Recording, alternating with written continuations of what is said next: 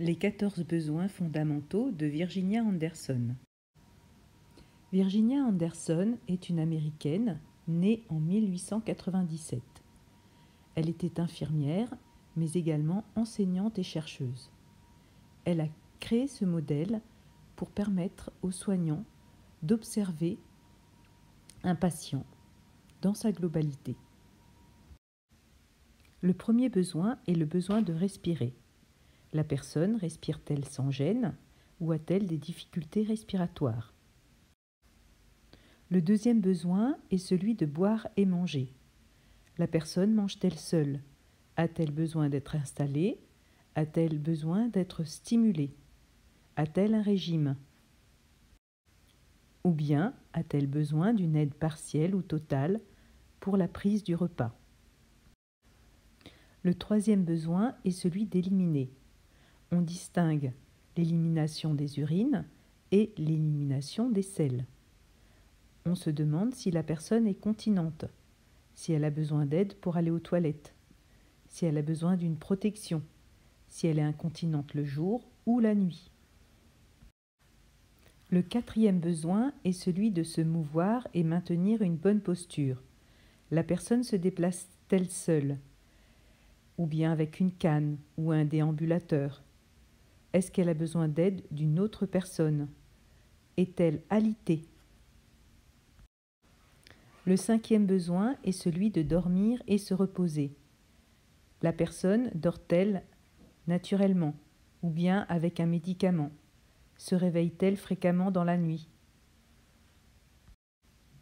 Le sixième besoin, se vêtir et se dévêtir. La personne est-elle capable de s'habiller seule ou a-t-elle besoin d'une aide?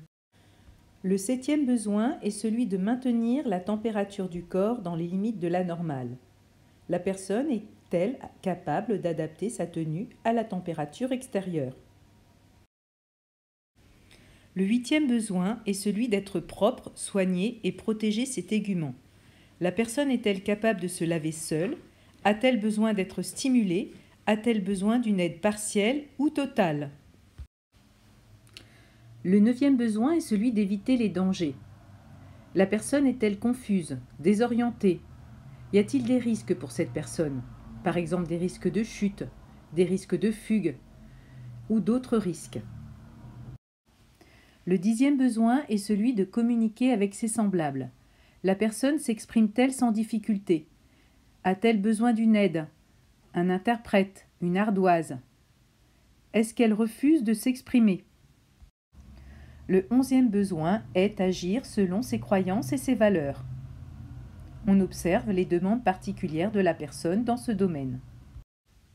Le douzième besoin est celui de s'occuper en vue de se réaliser. La personne est-elle autonome dans ses occupations? Le 13e besoin est celui de se récréer, se divertir. La personne est-elle autonome? Est-elle désintéressée par les activités récréatives? A-t-elle des difficultés ou une incapacité à accomplir les activités? Ou refuse-t-elle de les accomplir? Enfin, le dernier besoin est celui d'apprendre.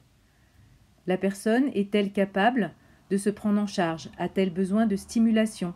A-t-elle des troubles cognitifs? Ou a-t-elle un refus d'apprendre?